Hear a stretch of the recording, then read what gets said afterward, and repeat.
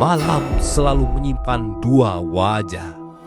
Bagi sebagian orang, ia adalah waktu untuk beristirahat. Namun bagi mereka yang hidup berdampingan dengan cerita-cerita lama, malam sebagai gerbang pembuka untuk merasakan suatu hal yang tak kasat mata. Di pelosok Nusantara terdapat kawasan hutan yang diselimuti kisah misterius dengan berbagai rahasianya. Hutan Gantarawang, nama yang jarang terdengar di peta wisata, tapi kerap muncul dalam cerita turun-temurun masyarakat sekitar. Konon, hutan ini bukan sekedar bentangan pepohonan. Ia dipercaya menyimpan jejak masa lalu yang tak pernah benar-benar hilang. Kisah tentang orang yang tersesat, suara-suara aneh di tengah malam, hingga penampakan sosok misterius masih terus diceritakan dari satu generasi ke generasi berikutnya. Malam ini, tim WGN dan Madam Louise akan menelusuri cerita rakyat, kesaksian warga, dan berbagai mitos yang menyelimuti hutan Gantarawang. Apakah semua itu hanya legenda? Ataukah memang ada sesuatu yang belum mampu dijelaskan? La ilaha illallah, la ilaha illallah, la ilaha illallah.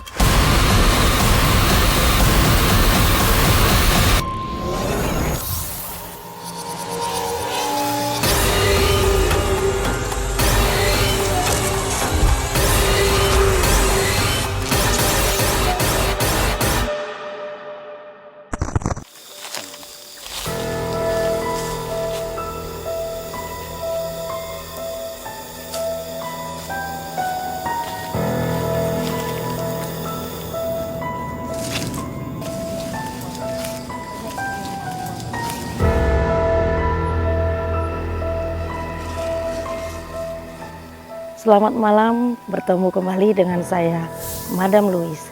Kali ini saya sedang berada di satu tempat yang konon katanya sangat angker dan mempunyai daya mistik yang sangat kuat.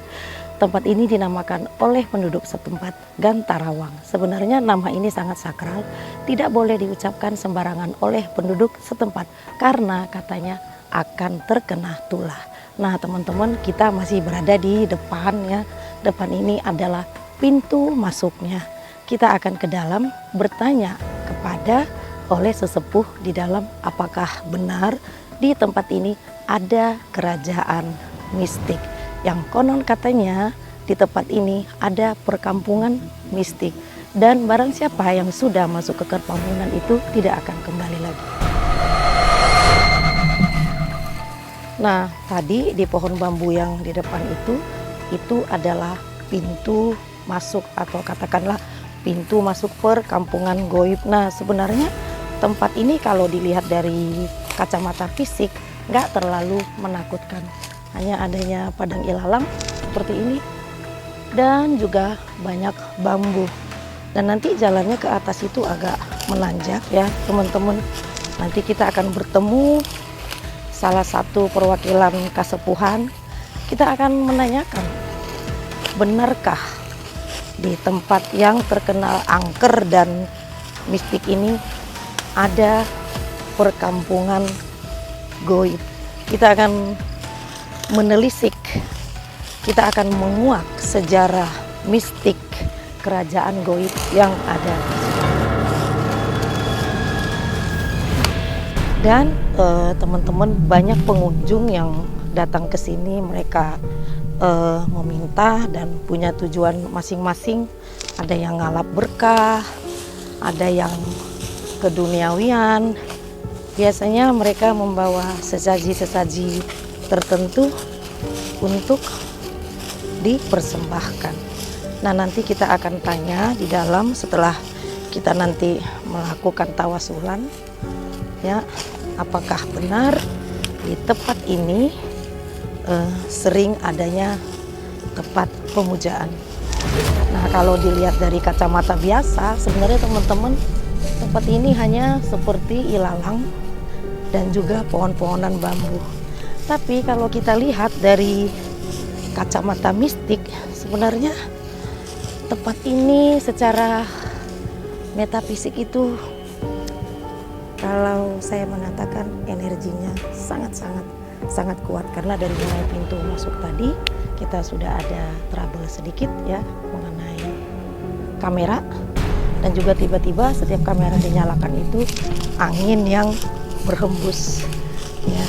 Jadi hampura kita minta izin, kita hanya ingin berkunjung, kita hanya ingin berdoa, karena menurut dari terawangan batinku sebenarnya tempat ini bukanlah tempat untuk pemujaan ya.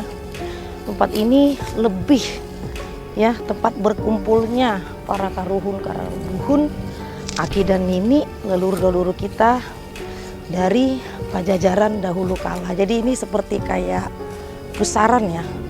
Nanti kita akan menanjak naik ke atas sampai di petilasan, kita akan melakukan tawasulan dan kita akan bertanya-tanya kepada perwakilan kesepuhan sejarah misteri di Gantarawang ini. Yuk kita ke atas dulu.